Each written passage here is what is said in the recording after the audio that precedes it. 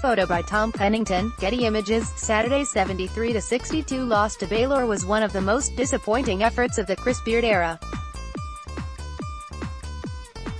The Texas Tech basketball team was significantly outplayed in nearly every aspect of the game by a team that has lost 2 home games to mid-major programs this year and was without its best player. It was the first time this year that Tech played what most would consider a clunker of a game. But it is hard for any team to go an entire season without having a truly poor showing. Last year, Tech had a number of awful outings, though most have forgotten about them because of the program's first ever Elite Eight run.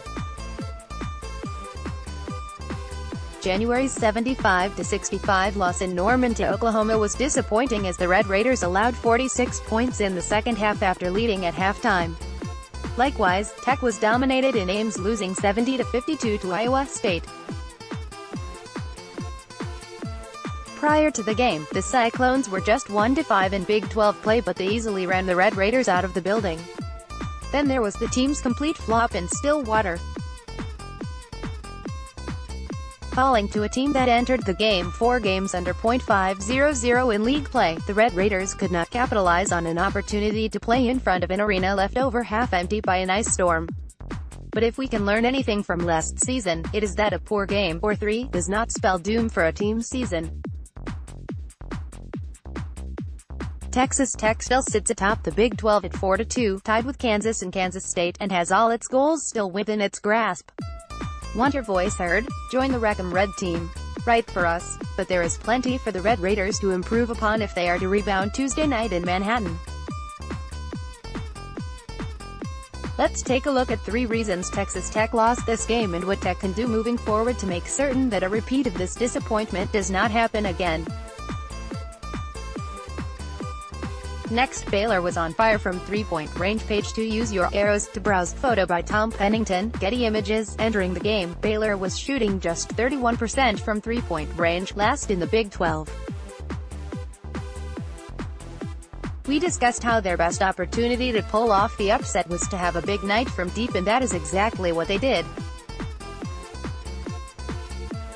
All night, Baylor was willing to fire away from behind the arc as they attempted 29 threes against the best 3-point defensive team in the nation.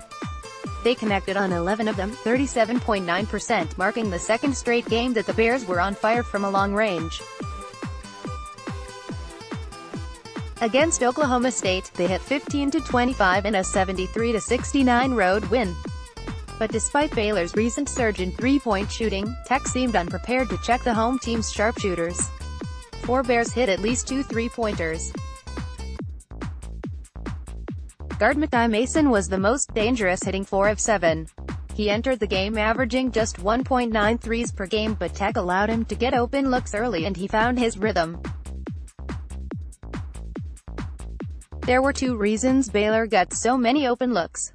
First of all, the Bear guards were able to beat the Red Raider defenders off the dribble and kick the ball out to open shooters. Baylor had 16 assists on their 24 made shots.